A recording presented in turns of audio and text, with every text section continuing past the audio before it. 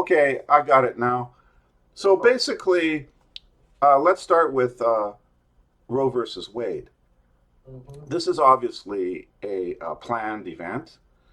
Yes. Somebody has decided, possibly on the White Hats team, that it's a good idea to get rid of Roe versus Wade because they see it as it truly is. They see it as a satanic law which allows for the harvesting of biological material, especially Indeed. from aborted fetuses. That's And right. this is a multi-billion-dollar industry. It's no joke to Yes. consider that it's possible that the fast food industry and the so-called natural flavors, additives, might Right. rely on these raw materials. And that's just looking at the economic perspective without even discussing the moral or the ethical considerations. Right. And remember, when Roe versus Wade was first enacted, it relied on the democratic control of the political process because there's no way it's constitutional. Hmm. States have rights over health care in the United States Mm. in the same way that provinces have rights over health care in Canada. Mm. And people don't seem to realize this because they're so blinded by the hysteria in the media. For example, Roe versus Wade says that it's illegal to deny somebody an abortion everywhere in the United States. Well, that's usurping or taking over the right of a state, an individual state, to make its own laws. And I'll give you an example: capital punishment. Sure. Now, that's a law that has to do with life and death, doesn't it? Hmm. Well, states have the individual power to enact legislation either for or against capital punishment. And if you go down to the United States, you find approximately half of the states, I'm not sure because I'm not American, but approximately half of the states have capital punishment and the other half don't. Correct. So, why would anyone argue against a state deciding, following its democratic constitutional right, to enact laws against abortion or at least limit or restrict abortions to certain cases if that is what the people in that state vote to do, right? Now, the Right. counter argument to that is, oh, well, that victimizes women in that particular state who wish to get an abortion because they're not able to. Hmm. Hmm. Well, why aren't they able to? Oh, well, they're not able to because they're too poor to travel to a state that does offer abortion. Oh, really? But Planned Parenthood, with a budget of over $300 Billion. billion a year, Right. claims to support the right of mothers to have abortions, and all they're talking about is a bus trip or a cab ride. So certainly, there's other organizations that can take over that responsibility if indeed mothers request to go out of state for an abortion. So Hmm. what's the problem? There is no problem. In other words, this has nothing to do with denying the right of a woman to an abortion. A woman can get an abortion in the United States, and she doesn't have to. It doesn't have to circumvent the democratic right of the state she lives in to decide its own laws. In the same way that you had maybe a law against, I don't know, shooting pigeons. Mm. Well, the state has the right to say that shooting pigeons in, say, Arkansas is illegal. And if you want to shoot pigeons, you'll just have to go somewhere else. Right. So, what's the problem? You can carry your gun to the next state and shoot pigeons, and you can carry your fetus to the next state and abort it Mm. without destroying the democratic rights of everybody else in your state. So, since Right. when does your individual wishes circumvent the democratic rights of everybody else? It doesn't, Mm. does it? And that's not even talking about the moral and the ethical implications of whether or not you have the right to take a life that you didn't create by yourself. Right. Did a woman create that fetus on her own? I don't think so. And Right. this word salad nonsense that we keep hearing about things like "it's my body, I can do what I want." Well, that's obviously physically incorrect, morally incorrect, Mhm. and scientifically incorrect because the fetus was not from your body. It was from two, a sperm and an egg. So it's not your body. Sorry. In fact, it's the DNA of the fetus is different than you. Yes. So this is nothing but propaganda. And Roe versus Wade is based on propaganda because it doesn't follow the U.S. Constitution. Now, the next thing is, haven't you noticed that all the politicians in Canada that are the most obviously WEF controlled started screaming and yelling, there will be no restrictions on abortion over my dead body, blah, blah, blah, blah. Well, hold it now. Canada has its own abortion law. What are you upset? Yes. What are you upset about? I tell you, Well, your to turn. me, it's the leftist, socialist, the woke Uh huh. people Uh huh. who are behind all this, Yeah. meaning that Mm-hmm. they got irritated by the fact that SCOTUS are looking into this, Uh-huh. letting alone that eventually it's just a matter of time, Right. maybe days from now, Uh huh. that eventually they will come out with a decision. Yeah. So. A decision that would be so impacting. Okay. That, Well, the decision. whether, Yes. right. That it may be just like what happened to SCOTUS that made the decision several months ago in Yes. regards to large private companies Mhm. in United States cannot force the mandates onto their employees. Yes, that's unconstitutional, and that's been That's ruled on, and it took a couple of years to get that kind of thing through the legal system. And on a side note here, I would like to just interject and point out that I'm sure at some level, almost every single vaccine mandate, both in the United States and Canada, is unconstitutional. And the only way they were able to get it through in the first place was to say that we had an emergency. Well, the thing is, if you challenge that in court, then they'll have to prove that it was an emergency with statistics, won't they? Correct. But they can't do that because the death rate overall is unchanged. Yes. And the illness rate is unchanged because flu and pneumonia has just been replaced by COVID. So Correct. The facts do not support a state of emergency. And when an actual state of emergency was enacted by the Trudeau government, it wasn't confirmed by the Senate. And the military refused to participate. Correct. So if all of those facts got to the Supreme Court in Canada, any jurisdiction, either federal or provincial, would lose. Mm-hmm. So then the next question is, what's been the agenda all along?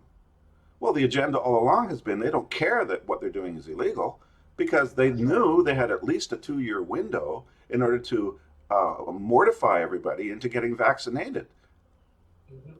So it's all about getting vaccinated, which you cannot undo later. Indeed. So we've been the victims of a massive medical, psychological fraud, not only stealing hundreds of billions of our dollars, but forcing us and coercing us into doing something that's illegal against the Constitution. And now people are starting to sue for damages. Absolutely. We've got a provincial case, and we've got another provincial case in Alberta where they're getting ready to find out just exactly whether the health minister had orders from the premier or not, Mm-hmm. which is against their excuses. They remember that the premier of Alberta said, "I'm doing COVID mandates because we have a state of emergency, and I'm taking directions from the health minister." Well, if it turns out to be the other way around, that means every single person in Alberta who can demonstrate damages can sue the provincial government for an illegitimate mandate based on fraud, pure and simple.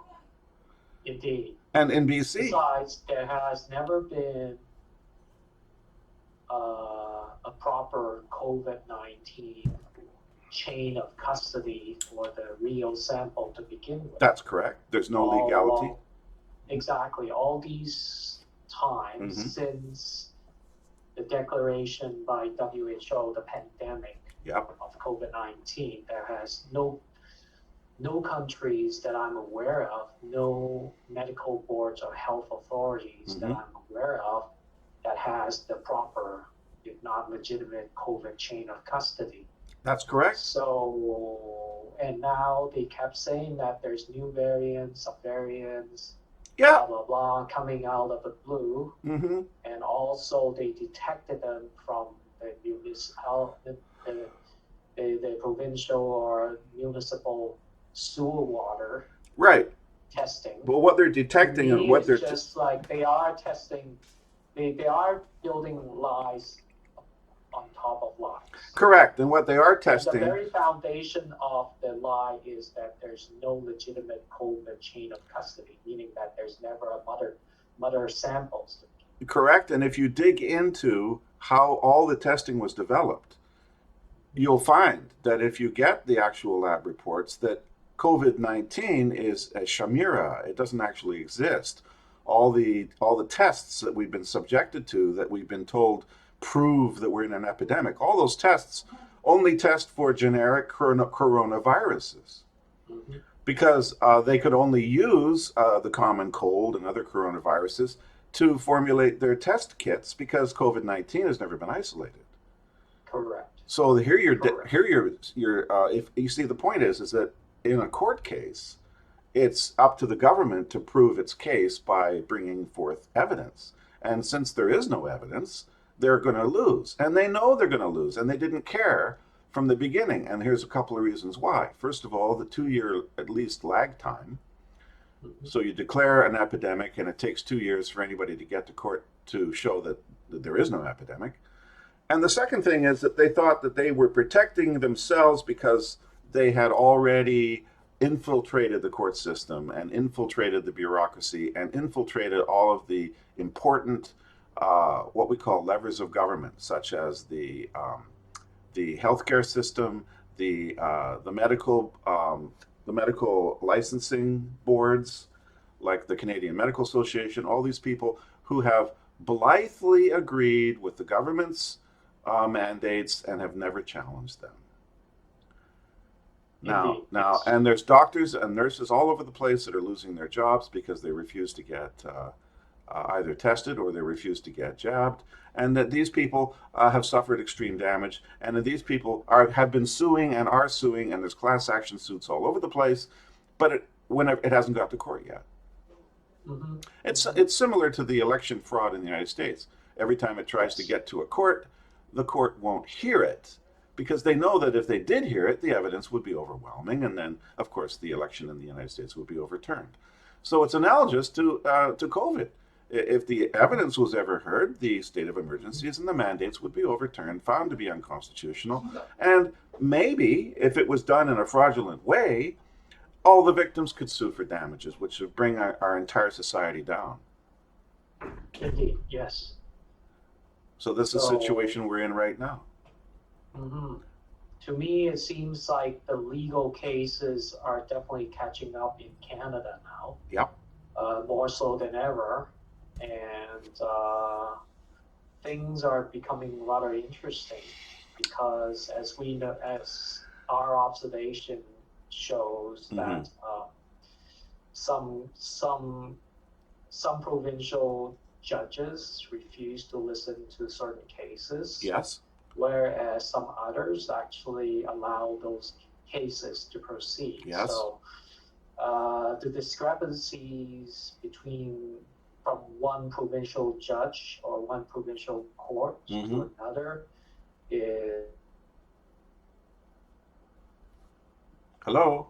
uneducated assumption that some of the court judges may have been corrupted as well. Oh, absolutely. But what it all boils down to is it only takes one good judge somewhere at a provincial level to get the case to the Supreme Court. Because all it takes is one win that will force the provinces to appeal to the Supreme Court, because that's where it's heading, and that's the end game here. So, for example, in Alberta, if the government appeals the court's order to release their cabinet discussions, Yes. then that'll go to the Supreme Court. And here in BC, the health officers are being constitutionally challenged. Correct. Okay, and they've been found that the case is going to go ahead. And if they lose that case, they're going to appeal to the Supreme Court, because the end game here is delay, delay, delay, delay until you get everybody vaxxed and you've bankrupted the country with economic devastation and hundreds of billions of dollars in vaccine charges. Correct. And that's all they're doing. See, because these people do not work for us.